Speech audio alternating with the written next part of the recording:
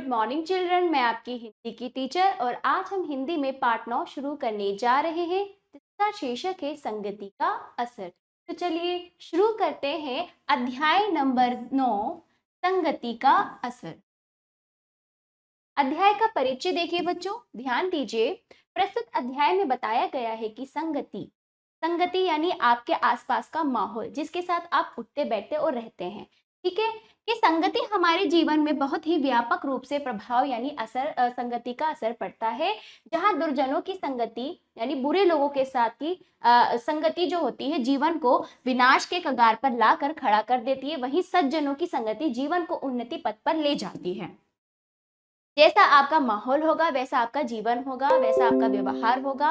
तो इस संगति, इस आसपास के माहौल का असर क्या होता है, किस तरह से प्रभावित करता है, इस पाठ में बहुत अच्छे से बताया गया है। तो चलिए पाठ को शुरू करते हैं। अब एक वृक्ष पर तोते के 2 बच्चे रहते थे। कितने बच्चे रहते थे? 2 बच्चे। दोनों एक ही जैसे थे, हरे हरे पंख, लाल चोंच, चिकनी और कोमल देह।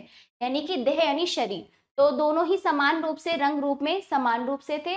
जब बोलते तब दोनों के कंठ से यानी गले से एक ही जैसी ध्वनि निकलती थी। एक का नाम था सुपंखी और दूसरे का नाम था सुकंठी। सुपंखी और सुकंठी दोनों का नाम था। सुपंखी और सुकंठी दोनों के व्यवहार और बोली में कोई अंतर भी नहीं था। ठीक है, अंतर ना था। दोनों साथ साथ सोते जागते, साथ साथ दाना चुगते, पानी पीते, दिन भर फुदकते रहते, खेलते रहते, दोनों साथ में। ठीक है, रात सुख स्वप्नों में बीत जाती, मतलब सपने देखते, दोनों साथ में खेलते, रात को सपने देखते और दिन खेलते कूदते चहकने में। तो इस तरह से दिन रात उनके अच्छे गुजर रहे थे। दोनों भाई साथ में, कौन? सुपंखी और सुकंठी साथ में खेलते कूदते और रहते थे। बड़े सुख से दोनों का जीवन बीत रहा था, पर यह सुख का जीवन आगे भी सुख से बीत पाता तब ना। तो ये सुख का जीवन आगे भी ऐसे ही बीत पाता तब ना, क्योंकि इनके जीवन में भी एक परिवर्तन आया। एक दिन आसमान काले काले बादलों से घिर गया, घंघोर गर्जन हुआ। है ना, जब बादल छा जाते हैं तो बिजली की आवाजें सुनाई देती है, मौसम खराब हो जाता है, तूफान आता है। तो इसी प्रकार ऐसा ही कुछ हुआ। ठीक है, बिजली कड़की और बहुत तेज आंधी आ गई। वन के बहुत से वृक्ष उखड़ गए। इतनी तेज आंधी थी कि वन के जितने भी वृक्ष थे, पेड़ थे, वो सब क्या थे? उखड़ गए। ठीक है, झाड़ी झुरमुट, पशु पक्षी सब यहाँ वहां जा गिरे। ऐसे में सुपंखी और सुकंठी भला कैसे बच पाते? वो तो छोटे क्या थे? नन्हे बच्चे थे। वे तो नन्हे थे, अभी बच्चे ही थे। ठीक है, दोनों बच्चे एक दूसरे से विलग हो गए यानी अलग हो गए। समय आगे बढ़ता रहा। सुपंखी एक बस्ती में पलता बढ़ता रहा तो सुकंठी एक आश्रम में पहुंच गया। धीरे धीरे कई वर्ष बीत गए। ठीक एक दिन उसी राज्य का राजा अश्व यानी घोड़े पर सवार होकर आखेट यानी शिकार के लिए निकला। तो उस राज्य का राजा क्या है? शिकार के लिए निकला वन में। बनेले पशु यानी वन के पशु, बनेले का अर्थ होता है वन में रहने वाले पशु। बनेले पशुओं के पीछे दौड़ता भागता जब थक गया तो सरोवर के यानी इसके तालाब के किनारे विशाल वन के दूसरे हिस्से में विश्राम करने लगा। बहुत बड़ा वन था, विशाल वन था, दूसरे हिस्से में जाकर वो थक गया था। ठीक है, शिकार करते करते शिकार की तलाश में वो थोड़ा विश्राम आराम करने लगा। सरोवर यानी तालाब के किनारे। सभी सैनिक पीछे छूट गए। यह सरोवर उसी बस्ती के पास था जहां सुपंखी रहता था। उसी समय सरोवर के आसपास कोई नहीं था, बस घने वृक्ष थे जो हवा के झोंकों से धीरे धीरे झूम रहे थे। राजा थका तो था ही, उसे नींद आने लगी। वह अभी अर्ध निद्रा यानी क्या है? अभी उसकी नींद कच्ची थी। ठीक है, कि मानो किसी आवाज से उसकी नींद टूट गई। राजा ने इधर उधर देखा, कोई नहीं था। तभी वही आवाज फिर से सुनाई पड़ी, पकड़ो पकड़ो। फिर से आवाज सुनाई दी, पकड़ो पकड़ो, यह व्यक्ति जो सोया है राजा है। उसके गले में मोतियों की माला है, अनेक आभूषण अलंकार हैं। ठीक है, यानी आभूषण सोने के कीमती गहने, ठीक है, जो राजा पहनते थे। पहले समय में क्या होते थे? राजा भी गहने पहना करते थे। तो अनेक आभूषण है इसके पास। लूट लो, सब कुछ लूट लो, इसे मारकर झाड़ी में डाल दो। राजा हड़बड़ाकर उठ बैठा कि कौन मेरे लिए ऐसी बात बोल रहा है? सामने पेड़ की डाल पर एक तोता बैठा था। वही कर्क कटु वाणी में, बुरी वाणी में जो ऐसे ऐसे शब्द वो राजा के लिए बोल रहा था, ठीक है, वही कर्कटु वाणी में यह सब कुछ बोल रहा था। राजा को आश्चर्य हैरानी हुई, साथ ही उसे भय भी लगा, डर लगने लगा। वह उठ खड़ा हुआ, अपने अश्व पर सवार हुआ, चलने लगा तो तोता फिर बोला, राजा जाग गया, देखो देखो वे भागे जा रहा है, भागा जा रहा है, पकड़ो इसे। लो राजा गया, अलंकार आभूषण गए, सब कुछ गया, कोई पकड़ ही नहीं रहा। ये कौन कह रहा था? तोता। राजा उस स्थान से दूर निकल गया और एक पर्वत की तलहटी यानी एक पर्वत की गहराई में जा पहुंचा।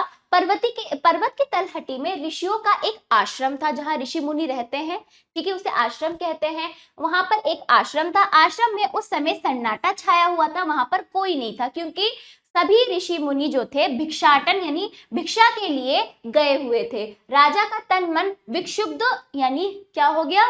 व्याकुल तो था ही, डर के मारे क्या था? विक्षुब्ध, व्याकुल तो था ही। सोचा यहीं विश्राम कर लूं। उसने ज्यों ही आश्रम में प्रवेश किया, उसे एक वैसी ही मानो की सी आवाज सुनाई पड़ी। फिर से उसको एक आवाज सुनाई पड़ी, आइए राजन, आइए, ऋषियों के इस पावन आश्रम में आपका स्वागत है। फिर आगे राजा ने चकित होकर सामने की ओर देखा। वृक्ष की डाल पर बैठा एक तोता राजा का स्वागत कर रहा था।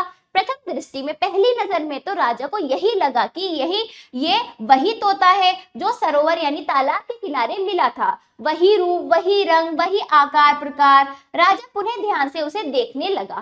फिर तोता फिर से बोला, राजन आप चकित क्यों हो, आप हैरान क्यों हो? इस आश्रम का आतिथ्य ग्रहण कीजिए, आप यहाँ के मेहमान हो, मैं आपकी मेहमान नवाजी करता हूँ। आतिथ्य ग्रहण कीजिए, आतिथ्य यानी आप मेहमान हो, मैं आपकी क्या कर रहा हूँ? मेहमान नवाजी करूंगा। आप इस चीज को, इस सेवा को ग्रहण कीजिए। आप थके हुए हैं, विश्राम कीजिए, जलाशय से जल पीजिए, आपको भूख भी लगी होगी, आश्रम के फल ग्रहण कीजिए। ऐसा कौन कहता है? तोता। दूसरा तोता कहता है। राजा सोचने लगा, नहीं, यह तोता वह नहीं है जो सरोवर यानी तालाब के किनारे मिला था। इसकी वाणी कितनी मधुर है, कितनी कोमल है, और वाणी में कितनी विनम्रता और शिष्टता है। अच्छा, मतलब क्या मीठी वाणी है, अच्छा व्यवहार है, शिष्टाचार है, अच्छे विचार है, और ये किस तरह से अच्छे व्यवहार के साथ मेरे साथ मेरे मेरे मेरे लिए इतने सब कुछ बातें कह रहा है। तो वो सोचता है राजा कि ये वो तोता तो नहीं है। तोता फिर बोला, राजन आप किस संकोच में पड़ गए? आश्रम में प्रवेश कर हम पर कृपा कीजिए। राजा बोला, तुम्हारी मधुर वाणी सुनकर मैं दुविधा में पड़ गया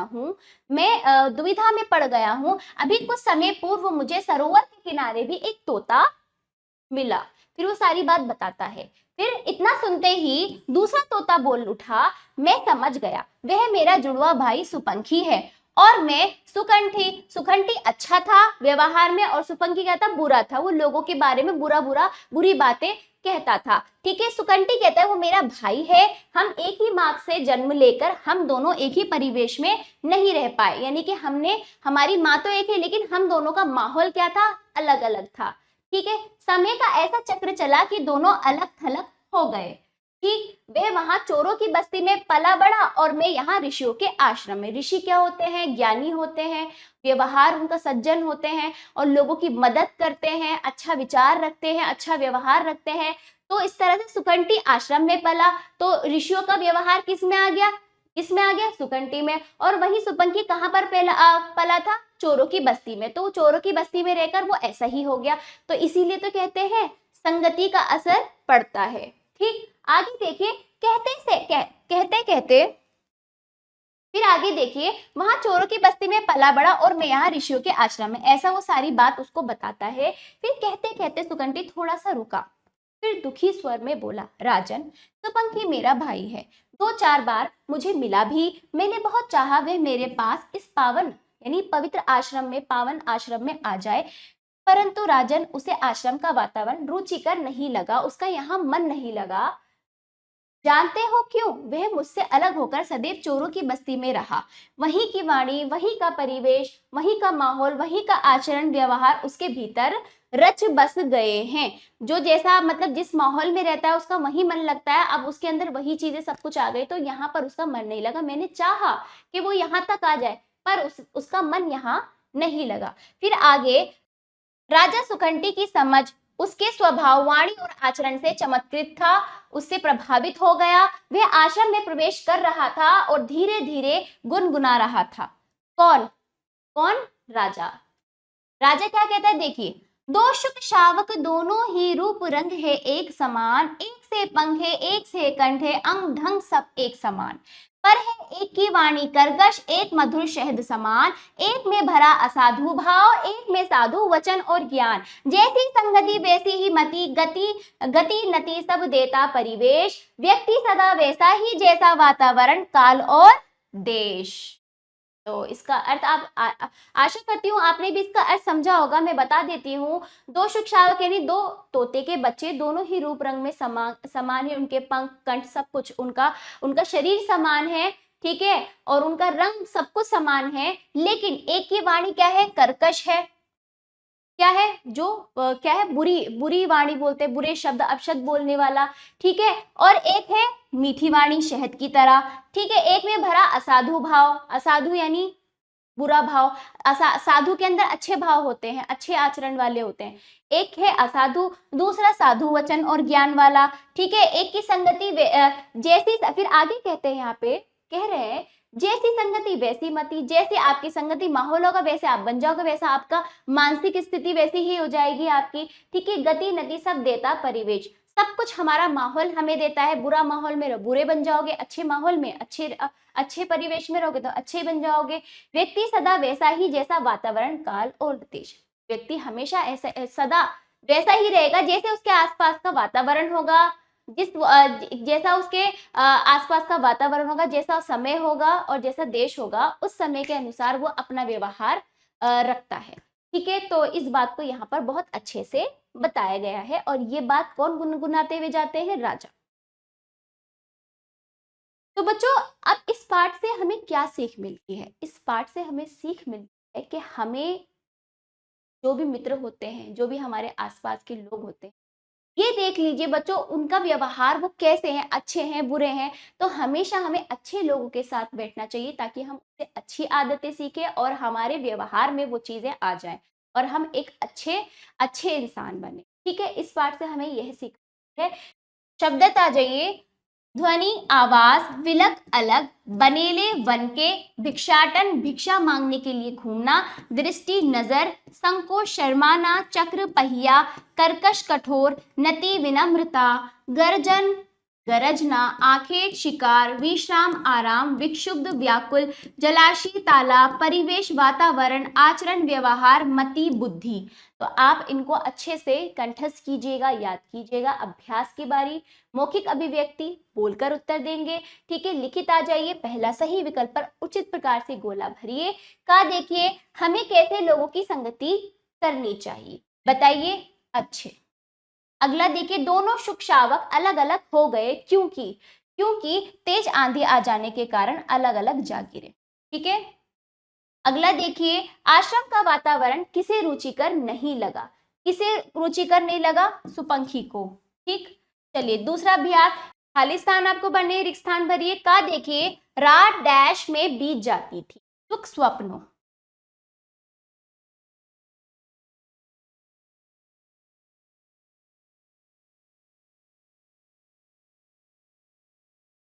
हाँ देखिए, अनेक डैश हैं इसके पास, आभूषण अलंकार।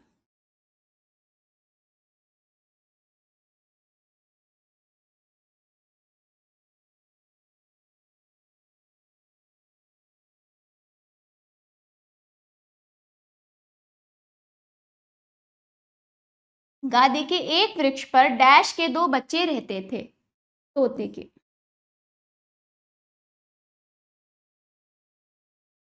अगला देखिए, जैसी डैश वैसी ही डैश, जैसी ही डैश वैसी ही डैश, यानी जैसी संगति,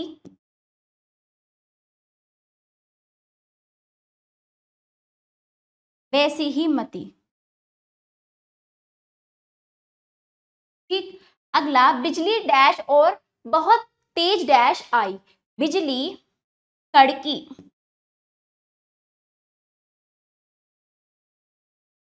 बहुत तेज आंधी आई,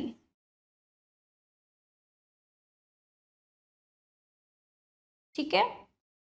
चौदह देखिए, वाणी में कितनी कोमलता और शिष्टता है, तो कोमलता आएगा।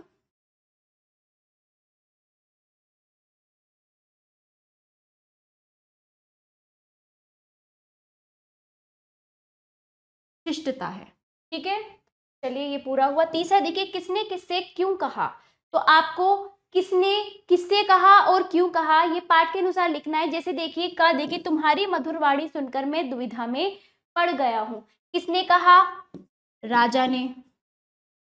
किससे कहा बताइए, राजा ने कहा। किससे कहा, सुकंठी से।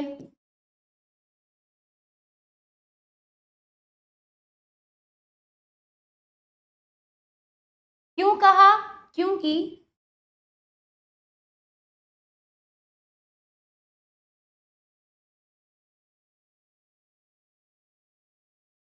क्योंकि पहले तोते ने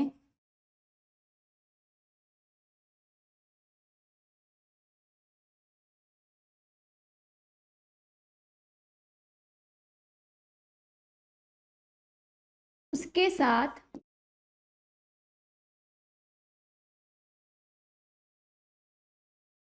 बुरा व्यवहार किया था।